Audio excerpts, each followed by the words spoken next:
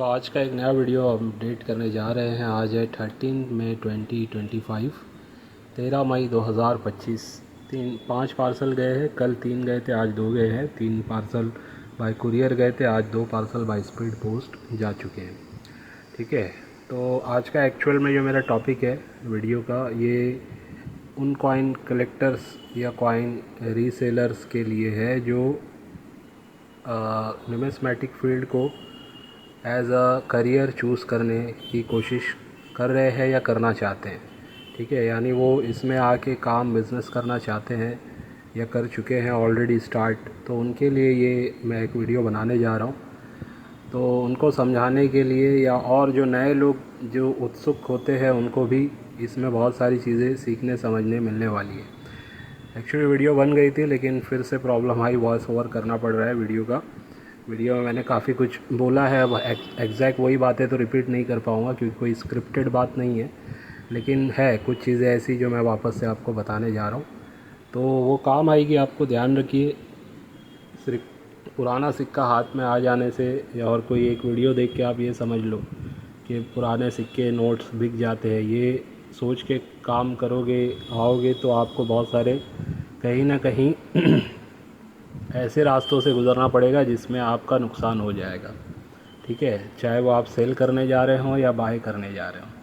अगर आप सिर्फ थोड़ा बहुत कुछ देख लिए हो, जान लिए हो वीडियो में कहीं से, आपने इंस्टाग्राम से या आपके फेसबुक से या फिर आपने व्हाट्सएप पे किसी ने आपको शेयर कर दिया या यूट्यूब पे आपने डायरेक्ट देख लिया, उसके बाद आपको लगा कि नहीं आपके पास भी ऐसे ही सिक्के रखे हुए हैं, नोट्स रखी हुई है, ये बिक जाएगी, तो वहाँ फिर लोग धोखाधड़ी का शिकार होते हैं। जनरली सबको पता है, ज़्यादातर लोगों को, कि फिर क्या होता है, सामने वाले व्हाट्सएप पे आपसे फिर डीलिंग करना स्टार्ट करते हैं, आपको लालच देके आपको बोलते हैं कि हमारी कंपनी बाई करेगी, फिर उसका प्रोसेस बताते हैं, उसमें फिर आपसे 1000 2000 5000 ले लिया जाता है। बहरहाल वो भी मैं बताऊंगा आपको। आप हमारा ऑर्बिट कॉइन ऐप ज़रूर डाउनलोड करें, जो गूगल प्ले स्टोर पर अवेलेबल है फ्री ऑफ कॉस्ट, जिसमें आपको कहीं ना कहीं बहुत सारे सिक्कों और नोटों की जानकारी मिलेगी, अलग अलग थीम के, फ्री ऑफ कॉस्ट। और ये हमारा ऐप आने वाले टाइम में और भी अपडेशन इस पर हम करने वाले हैं।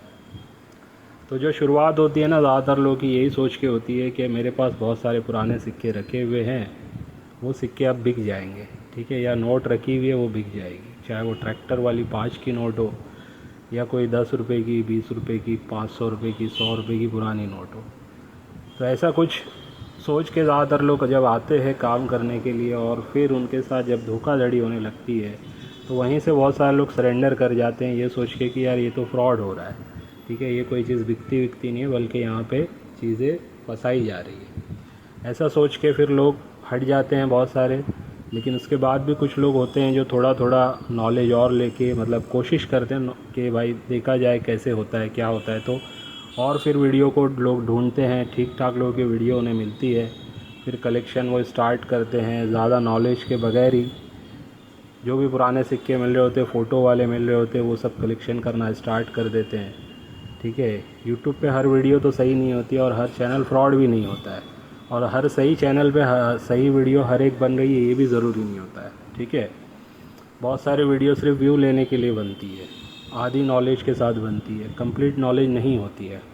ऐसा भी मैंने देखा है अच्छे यूट्यूब्स पर भी, अच्छे चैनल्स पर भी। तो बहरहाल ये ऐसे जब लोग शुरुआत करते हैं, फिर जब वो अपना कलेक्शन बेचने जाते हैं तो पता चलता है कि इसकी कीमत उन्हें प्रॉपर नहीं मिल पा रही है। तो जब नहीं मिल पा रही होती है या वो सिक्के सीधा रिजेक्ट हो जाते हैं कि भाई ये बिकेगा नहीं आपका माल, जो भी कलेक्शन है आपका सिक्कों का या नोट्स का, तब फिर लोग और ज़्यादा फ्रस्ट्रेट होके ये काम फिर बंद कर देते हैं। ठीक है, डायरेक्टली उनको लगता है कि यार ये तो मेरी पूरी मेहनत ख़राब गई, फिर वो कुछ भी भाव में बेच के निकल जाते हैं। ठीक है, और ऐसे भी लोग मैंने देखे जो ऑल ओवर इंडिया से मेरे पास आते हैं, ये बोल के अपॉइंटमेंट लेते हैं कि सर मैं बहुत 10 साल से 5 साल से कलेक्शन कर रहा हूँ, 15 साल से कलेक्शन कर रहा हूँ, मेरे पास बहुत अच्छे अच्छे सिक्के हैं, मैं आपसे अपॉइंटमेंट लेना चाहता हूँ।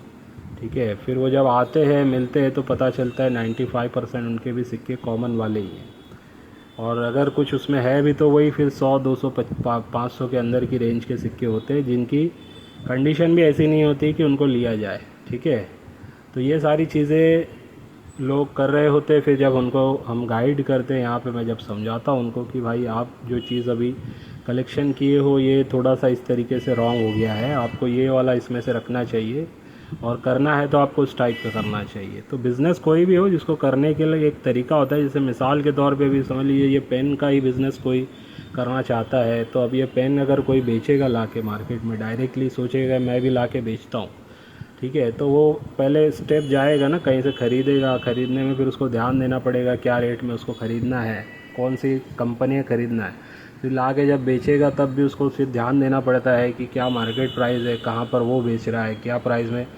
बेचेगा तो जल्दी बिकेगा। ठीक है, तो ये सारे एक प्रोसेस है हर कोई भी प्रोडक्ट को बाइंग सेलिंग करने का। ठीक है, ऐसा तो नहीं होगा ना कि बस लाया और बिक जाएगा।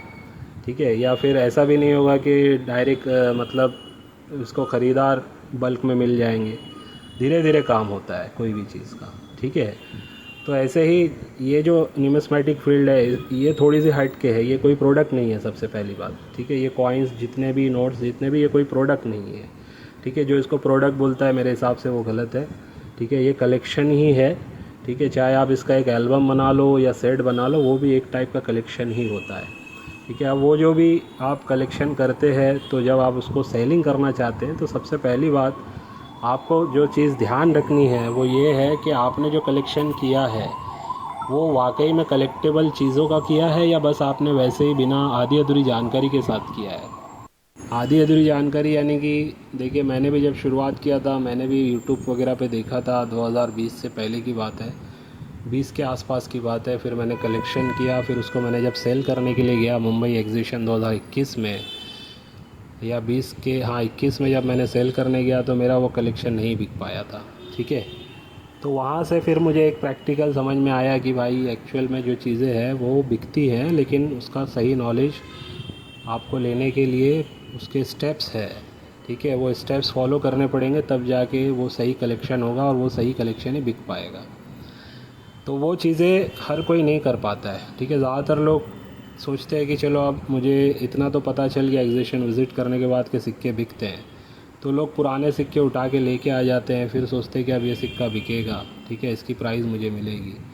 तो क्यों बिकता है सिक्का कोई, ठीक है, क्या वजह होती है सिक्का बिकने की, वो पहले समझना पड़ेगा आपको। ठीक है, पुराना कोई 2 रुपये का सिक्का, उसका आपको कोई अगर 1000 रुपये दे रहा है तो उसकी क्या वजह है।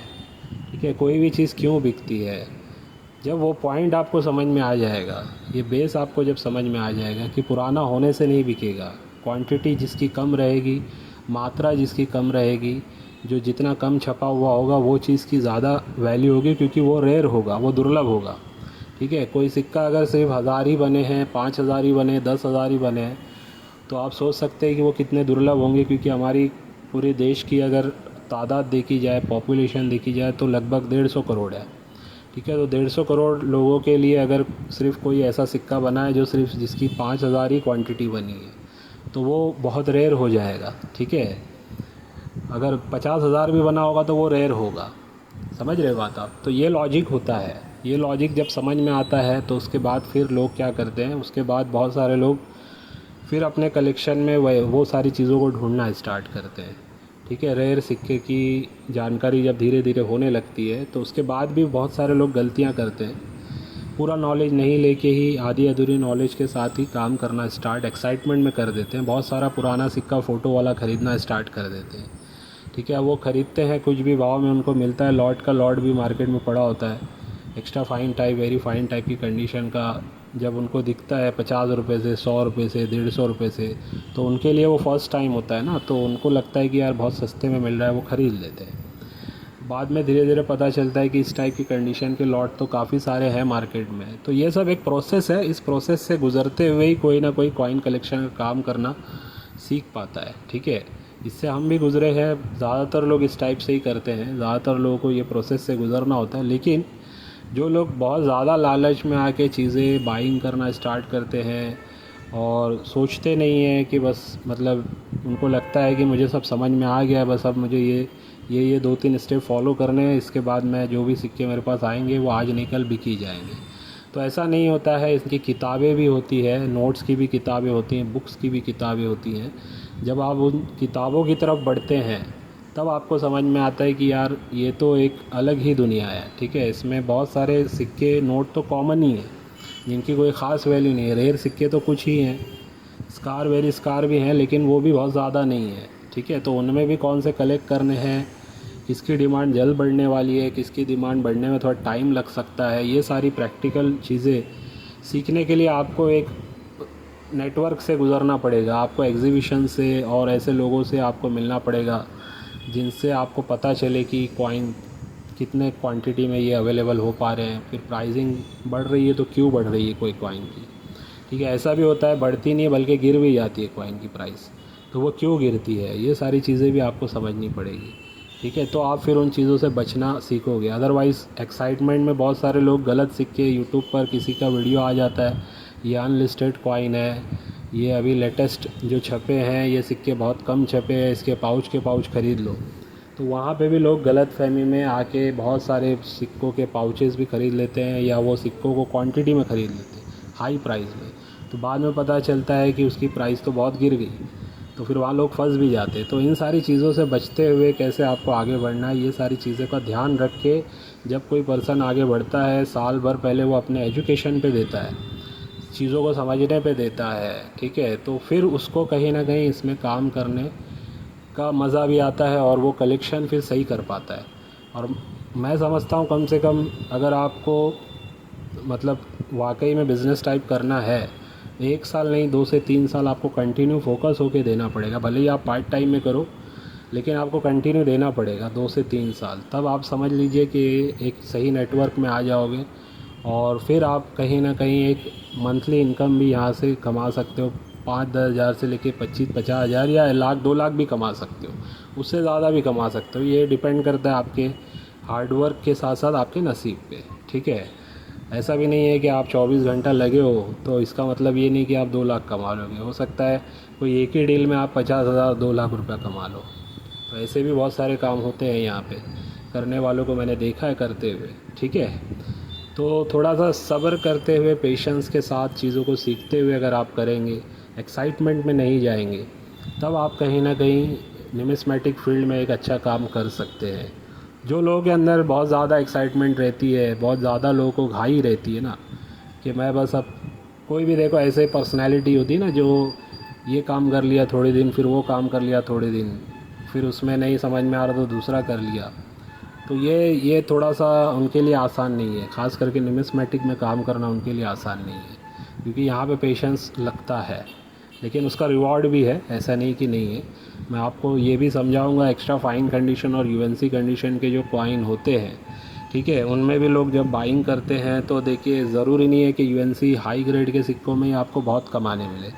एक्स्ट्रा फाइन के सिक्कों में भी आपको कैसे कमाने मिल सकता है वो भी मैं एग्जांपल के तौर पे आपको बताऊंगा, जिससे आपको समझ बनेगी कि हाँ वाकई में मतलब न्यूमिस्मेटिक फील्ड में जो है बहुत सारी अपॉर्चुनिटी है, बस नॉलेज होना चाहिए, सही ज्ञान होना चाहिए, ठीक है। सही ज्ञान होगा तो ही आप कहीं ना कहीं इसमें आगे कुछ अच्छे से कर पाओगे। जैसे कि आपको पता है मेरा जो ऑर्बिट का काम जब से शुरू हुआ है, मैंने एक ही थीम रखी हुई है, लर्न कलेक्ट अर्न वाली थीम, ठीक है। यानी लर्न करो, कलेक्ट करो, फिर अर्निंग होगी, सीखो फिर कलेक्शन करो, फिर अर्निंग होगी। लेकिन ज़्यादातर लोगों का अप्रोच क्या होता है, डायरेक्ट अर्निंग पे होता है, ठीक है। वो सोचते हैं पहले कमाओ, कमाने के बाद उनके माइंड में पहले आती है अर्निंग, फिर कलेक्शन पे वो जाते हैं, ढूंढते पुराने सिक्के कहाँ रखे हुए, अर्निंग का सोच के कलेक्शन की तरफ जाते हैं। और कलेक्शन पे जब जाते हैं तो उनको फिर कोई चीज़ या तो उनकी सही बिक भी जाएगी, ठीक है, थोड़े बहुत नॉलेज पे या अच्छी चीज़ रखी हुई है वो भी वो सस्ते में बेच के आ जाएंगे, बिकॉज वो लर्निंग पे ध्यान नहीं दिया उन्होंने। यही चीज़ अगर वो अर्निंग के बजाय लर्निंग पे पहले ध्यान देंगे, ठीक है, सीखेंगे 4-6 महीना साल भर सीखने के बाद फिर वो सही कलेक्शन करेंगे, तो जब वो बेचने जाएंगे तो जो चीज़ सही कीमत में बिकना चाहिए उसके आसपास कम से कम आप बेच के आएंगे, ठीक है। या गलती नहीं करेंगे, कोई रेयर चीज़ को कॉमन के हिसाब से बेच के नहीं आ जाएंगे, ठीक है। तो ये तरीका है, ये अप्रोच है, ख़ास करके मैं कहूँगा न्यूमिस्मेटिक में तो बहुत ज़रूरी है लर्निंग का पार्ट। आज भी मैं समझता हूँ कि इतने 4-5 साल हो गए उसके बावजूद रिपब्लिक इंडिया का ही मैं समझता हूँ कि एक ही थीम ऐसा है कि जिसका मैं अभी भी 50-60% ही समझ पाया हूँ, ज़्यादा से ज़्यादा 70% समझ पाया हूँ। अभी भी उसमें बहुत चीज़ें ऐसी है जो मैं नहीं समझ पाया हूँ, जो समझना ज़रूरी है। सिक्कों में ख़ास करके बात कर रहा हूँ मैं, नोट्स पे तो अभी बात ही नहीं कर रहा हूँ, ठीक है, सिर्फ सिक्कों की ही बात कर रहा हूँ। तो ये सारी चीज़ें होती है। अब मैं आपको एग्ज़ाम्पल के तौर पे ये भी बताऊँगा, जो लोग इन्वेस्टमेंट कर रहे हैं ना, तो इन्वेस्टमेंट में जो लोग सोचते हैं यूएनसी BUNC ग्रेड का ही सिक्का जो है बहुत पैसे कमा के दे सकता है, तो उसी को ख़रीदो, उसी को ख़रीदो। एक्स्ट्रा फ़ाइन वाले में ज़रूरी नहीं है कि कमाने मिलेगा। मैं आपको लाइव एग्जांपल से समझाने की कोशिश करूंगा, जिससे आपको पता चलेगा कि एक्स्ट्रा फ़ाइन के सिक्के में भी कैसे बहुत अच्छी मतलब आपको अपॉर्चुनिटी मिल सकती है कमाई की, ठीक है, आपके इन्वेस्टमेंट को बढ़ाने की, जो यूएनसी में भी नहीं मिल पाएगी आपको। तो वो मैं एक प्रैक्टिकल एग्जांपल से भी आपको समझाता हूँ।